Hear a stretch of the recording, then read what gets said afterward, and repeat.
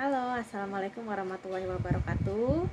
Perkenalkan, nama saya Poppy Susanti dari program studi pendidikan bahasa Inggris semester 2 Pancasakti University Bekasi. Dan pada kesempatan kali ini saya akan mempresentasikan materi dari mata kuliah Intermediate English Grammar, di mana dosen pengampunya adalah Bapak Irham Asrori MPD. Baik, langsung saja kita ke materi yang pertama. Nah, materi yang pertama kita membahas tentang tenses. Dalam bahasa Inggris tentu saja kita sangat akrab dengan yang namanya tenses ya. Tenses itu dibagi menjadi 4 golongan besar, yaitu ada present, past, future, dan past future. Kemudian dari keempat golongan tersebut dibagi-bagi lagi hingga berjumlah 16 tenses. Jadi jumlah tenses keseluruhan yang ada dalam bahasa Inggris berjumlah 16. Nah, tetapi dari ke-16 tenses ini hanya ada beberapa yang paling sering kita gunakan, baik itu dalam percakapan sehari-hari maupun yang sering kita jumpai dalam sebuah teks atau wacana. Nah, di sini kita akan mempelajari beberapa tenses yang paling sering digunakan, berikut contoh beserta contoh kalimatnya. Yang pertama itu adalah simple present tense. Nah, tenses ini biasanya digunakan untuk menyatakan kejadian yang berlangsung berulang kali. Ya, jadi terus-menerus nih, tiap hari terjadi. Nah, rumusnya subject plus verb 1. Contoh kalimatnya, the sun rises in the east and the sets in the west ya. Matahari itu kan setiap hari pasti bersinar dan terbenam. Jadi kita menggunakan tensesnya simple present tense dengan rumus subject plus verb 1. Nah, kemudian kita masuk ke tenses yang kedua, ada present continuous tense, yaitu menyatakan kejadian yang sedang berlangsung.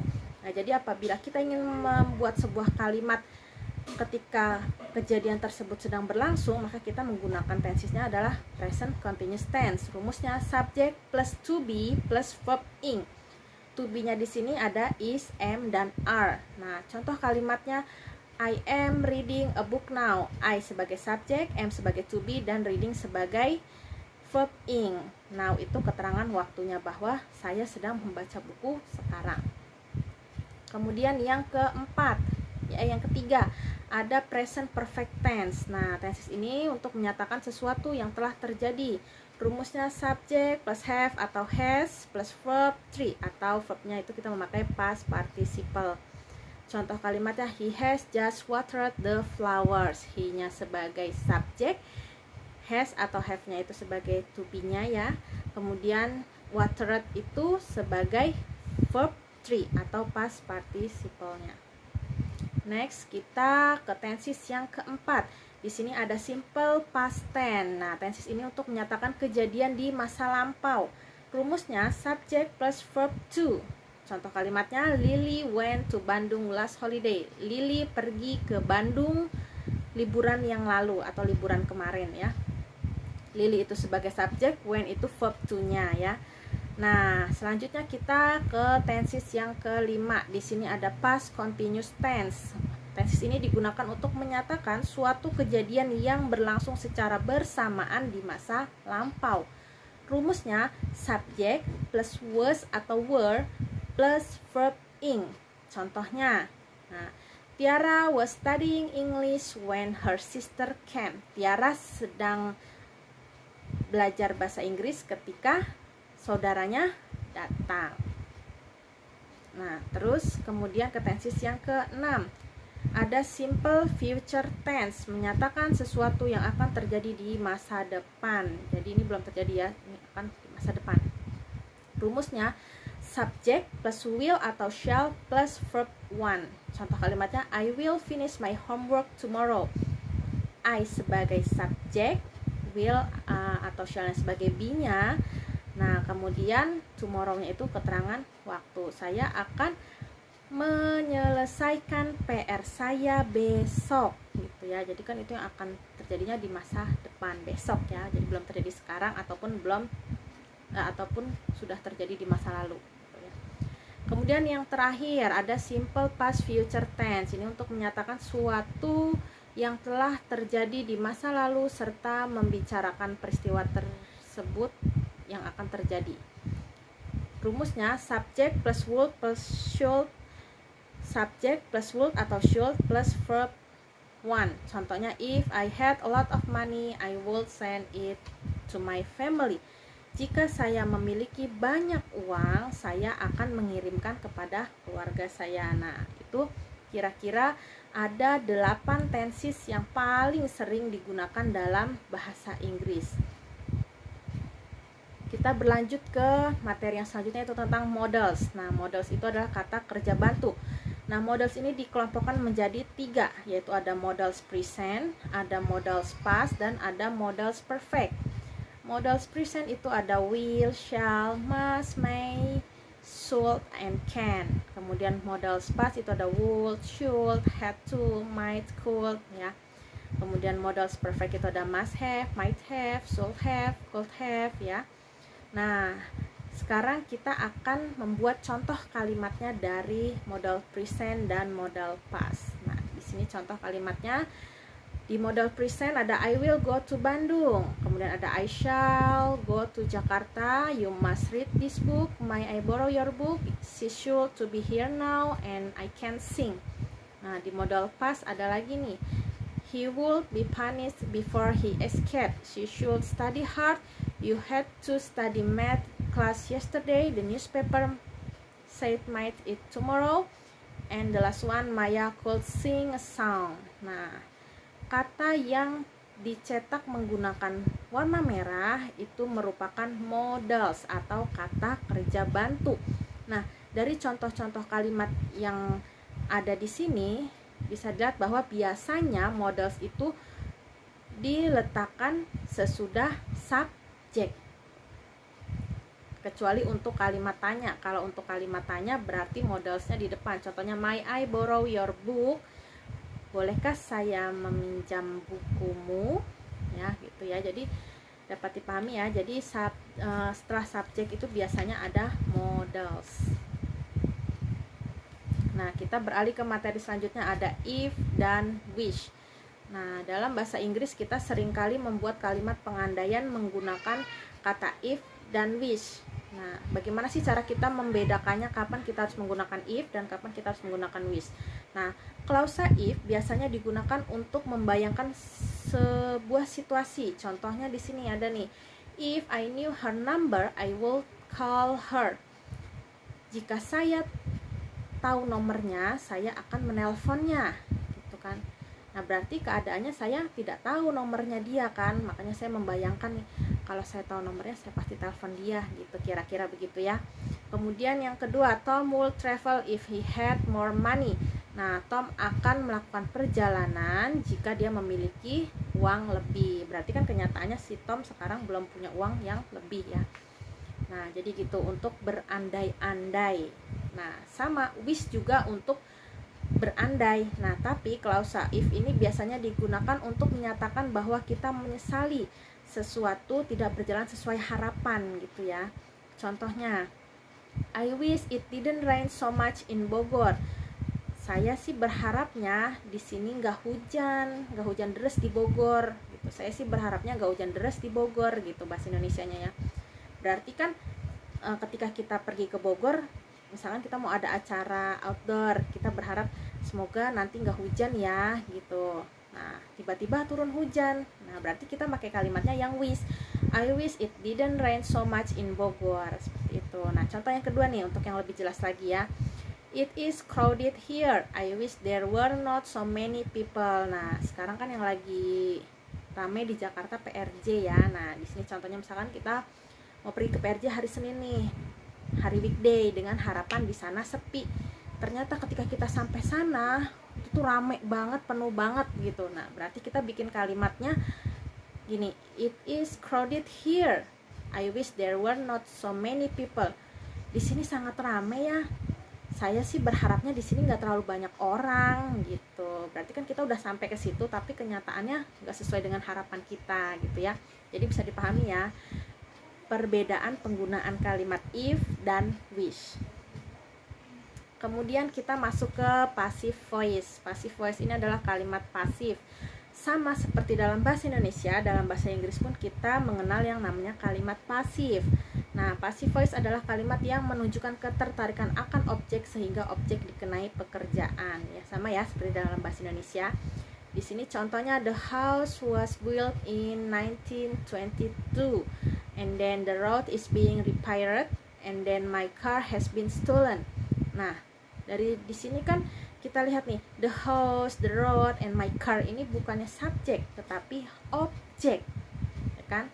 Kita lihat, the house was built in 1922.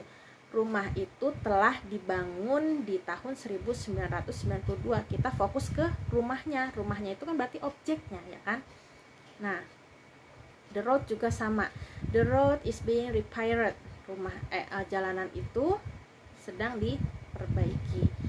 Jadi kan jalanannya yang merupakan objek, ya kan, jalanannya lagi diperbaiki. Nah, sama, yang my car juga merupakan sebuah objek.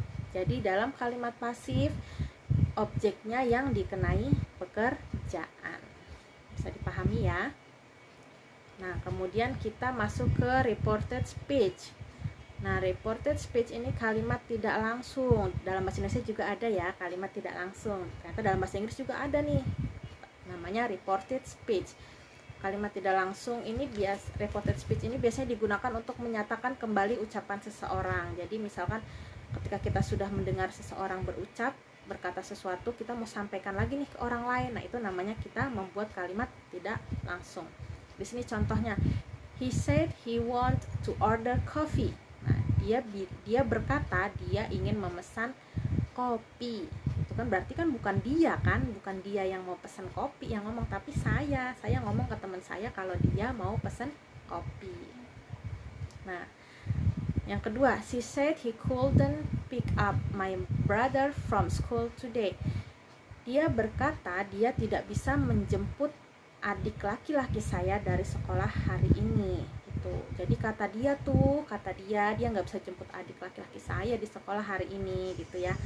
Jadi kalimat tidak langsung itu untuk menyampaikan kembali ucapan seseorang.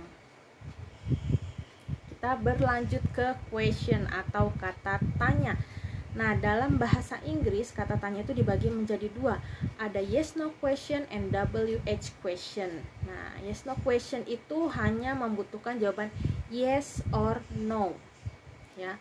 Contohnya di sini, do you like orange juice? Apakah kamu suka jus jeruk, gitu ya, jus jeruk. Berarti kan jawabannya ya atau tidak. Kalau suka ya berarti yes I do, kalau tidak berarti kan no I don't, kan? Nah, yang kedua contohnya, did you go to school yesterday? Apakah kamu pergi ke sekolah kemarin? Nah, berarti kan kalau iya yes I did, and kalau tidak no I didn't.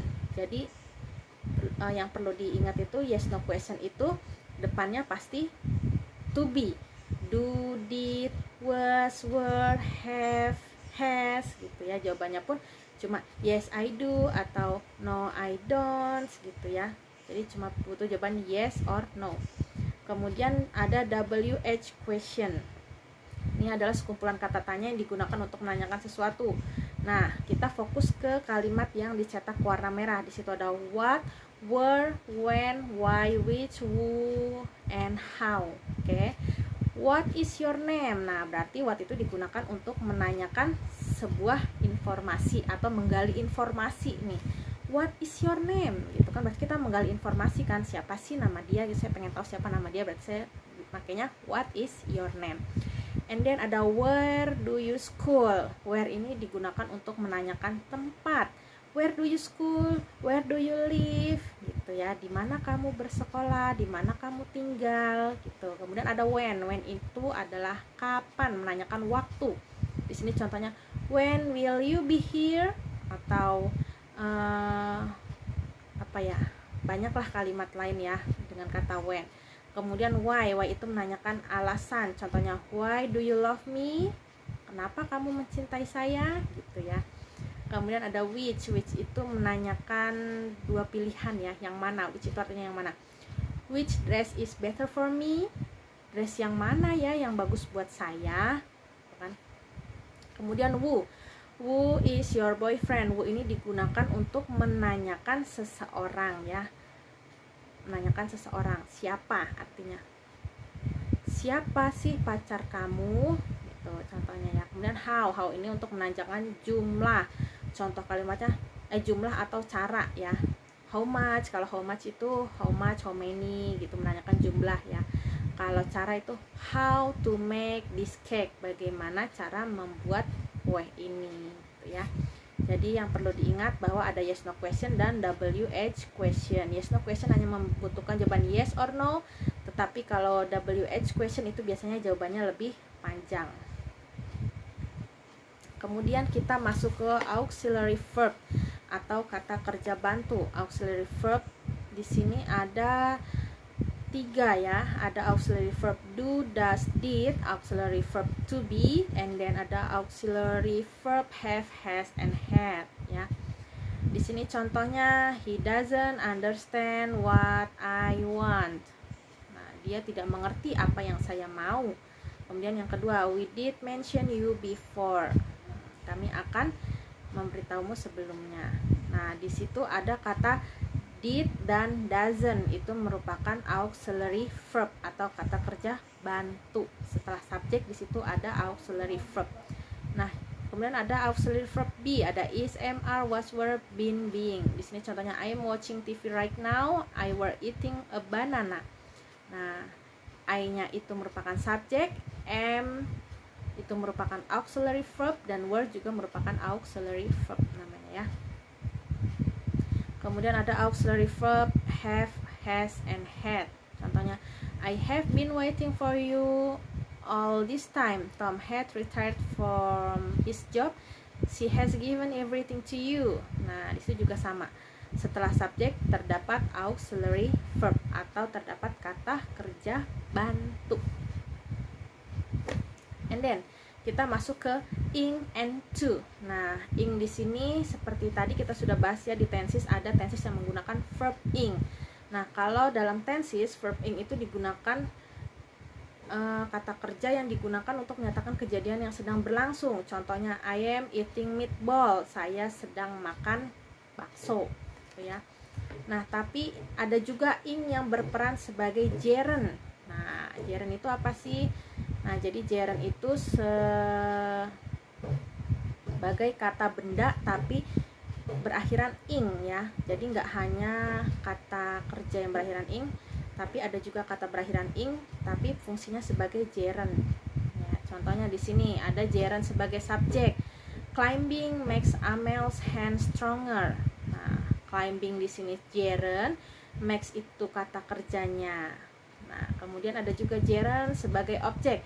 Clara likes dancing very much. Nah, likes-nya di sini kan kata kerja. Clara suka, menyukai gitu kan. Likes ini di sini kata kerja. Dancing ini bukan kata kerja lagi, melainkan sebagai gerund. Nah, ada juga gerund sebagai pelengkap. My favorite activity is reading. Nah, reading di sini bukan kata kerja, tetapi sebagai gerund atau kata benda. Jadi hati-hati teman-teman, jangan sampai terkecoh gitu. Kita hanya fokusnya ke akhiran ing, ternyata ing di sini bukan kata kerja tapi merupakan gerund ya. Jadi diperhatikan baik-baik kalimatnya, baru kita simpulkan apakah itu gerund atau kata kerja ya. Kemudian kita beralih ke to. To merupakan preposisi. Preposisi itu kata depan yang menunjukkan suatu objek, itu sebuah tempat, orang, atau menunjukkan sebuah hubungan antar klausa. Nah, contohnya di sini itu menunjukkan tempat. Itu yang menunjukkan tempat, contoh kalimatnya all of us went to the cinema. Nah, kita semua ingin ke bioskop. To the cinema, ke bioskop, berarti ke-nya itu kan menunjukkan sebuah tempat. Kemudian to menunjukkan batas akhir, contoh kalimatnya the water level keep rising up to the roof. Ketinggian level air terus meningkat sampai ke atap, berarti to the roof, sampai ke atap, itu kan berarti sampai batas akhirnya sampai atap gitu ya. Kemudian to untuk menunjukkan hubungan, contohnya the system is very important to learn. Nah, jadi sistem ini tuh sangat penting untuk dipelajari. Jadi itu berhubungan gitu ya. Sistemnya itu sangat mempengaruhi, jadi sehingga harus kita pelajari. Kemudian kita masuk ke artikel. Artikel dibagi menjadi dua, yaitu indefinite and definite. Nah, apa sih perbedaan antara indefinite dan definite article? Indefinite article itu kata sambung ya. Artikel itu kata sambung. Kata sambung yang digunakan pada hal yang kurang spesifik dan hanya digunakan pada kata benda yang dapat dihitung tunggal. Contoh artikel indefinite itu ada dan en. Nah, seperti kita ketahui bersama, itu digunakan untuk kata konsonan dan en itu untuk vowels ya. Vowels itu ada a, i, u, e, o. Jadi contoh yang menggunakan en itu kata yang huruf vokal. Contohnya an apple, an orange. Kalau banana kan depannya b ya. Jadi a banana, a pineapple gitu ya. Nah, di sini ada contoh kalimatnya. He goes to hospital twice a week. Nah, di sini kita pakai karena week itu depannya huruf w atau w. W itu termasuk huruf consonant. So we use ya kan. He goes to hospital twice a week. And then ada I like an avocado. Nah, avocado itu kalimat pertamanya adalah huruf a. Jadi kita menggunakan artikel en ya. Jadi yang perlu diingat adalah digunakan untuk konsonan, en untuk vowels. Nah, and then kita beralih ke definite article. Kata sambung yang digunakan sebelum kata countable noun dan uncountable noun serta bersifat lebih spesifik. Di sini contoh artikel definite article itu adalah the. Kalimatnya please give me the hammer, and then the place that I just visited is cozy ya. Kita beralih ke materi selanjutnya, yaitu tentang noun. Noun itu adalah kata benda ya. Noun adalah kata yang digunakan untuk menamai atau menyebut seseorang, benda, tempat, dan ide. Nah, noun ini jenisnya ada 4. Ada concrete noun, ada abstract noun, ada countable noun, dan ada uncountable noun. Concrete nouns itu ada pen, classroom, fire, soap, cake, and then ekstraksi ya, dan yang lainnya. Jadi concrete noun itu yang dapat kita lihat, yang nyata ya. Kemudian ada abstract noun. Contohnya ada age, love, spirit, dan yang lain sebagainya. Jadi yang nggak bisa kita lihat tapi bisa kita rasakan. Kemudian ini ada countable noun. Contohnya a house, one man, an apple. Nah, ini biasanya countable noun itu yang bisa dihitung jumlahnya. Sedangkan ada uncountable noun. Contohnya ada sugar, milk, water, terus ada oil ya. Jadi bukannya nggak bisa dihitung, tapi uncountable noun itu biasanya menggunakan takaran gitu. Contohnya a sponge of sugar, a glass of milk gitu ya. Jadi itu namanya uncountable noun. And then kita beralih ke determiners. Nah, determiners itu adalah kata sandang yang diletakkan di depan kata benda untuk memperjelas kata benda. Nah, di sini ada jenis-jenis determiners, itu ada definite article tadi, ada the, ada indefinite article, ada dan en, ada demonstratif. Itu ada that, des, those. Jadi demonstratif itu biasanya untuk menunjukkan sesuatu ya, that, this, des, those gitu. Nah, kemudian ada pronoun and possessive determiners. Kata ganti yang menunjukkan kepemilikan. Contohnya my, you, his, our, their gitu ya. Terus ada quantifier. Nah, ini menunjukkan jumlah ya. Ada a few, much, many, any, a lot of, dan lain sebagainya. Kemudian ada number. Number determiners itu menunjukkan angka, ada 1, 2, 3, 4 dan seterusnya. Kemudian ada distributif, yaitu ada all, both, half, either, neither, dan lain sebagainya. Kemudian yang terakhir ada predeterminers, ada such dan rather. Kita beralih ke materi selanjutnya, relative clauses. Nah, relative clauses ini adalah klausa yang bisa disambungkan dengan klausa lainnya untuk membentuk kalimat baru yang utuh. Contoh kalimatnya nih, contoh di sini saya memiliki 2 klausa ya. klausa pertama, the boy lent me an umbrella yesterday. Klausa kedua, the boy is gorgeous. Jadi saya punya dua kata nih. Yang pertama, the boy lent me an umbrella yesterday. Yang kedua, the boy is gorgeous. Saya mau jadikan satu kalimat. Nah, jadinya gini, the boy who lent me an umbrella yesterday is gorgeous. Jadi kan lebih simple kan, jadi saya nggak perlu ngomong dua kali. The boy lent me an umbrella yesterday. The boy is gorgeous. Kayaknya terlalu banyak kalimat gitu. Sedangkan sementara bisa dijadikan satu kalimat. Jadi the boy who lent me an umbrella yesterday is gorgeous. Nah, ada juga contoh yang kedua nih. Klausa pertama, rabbits are herbivore. Kelinci itu kita tahu adalah herbivora. Klausa yang kedua, rabbits like eat carrots. Kelinci senang memakan wortel. Nah, jadi saya jadiin satu nih kalimatnya nih. Rabbits, there are herbivore, likes to eat carrots. Kelinci-kelinci mereka adalah herbivora. Mereka suka makan sayuran. Jadi saya jadiin satu kalimatnya biar lebih singkat dan jelas. Singkat, jelas, dan padat. Jadi rabbits, there are herbivore, likes to eat carrots. Nah, kira-kira seperti itu pembahasan tentang relative clause. And then kita beralih ke adjective.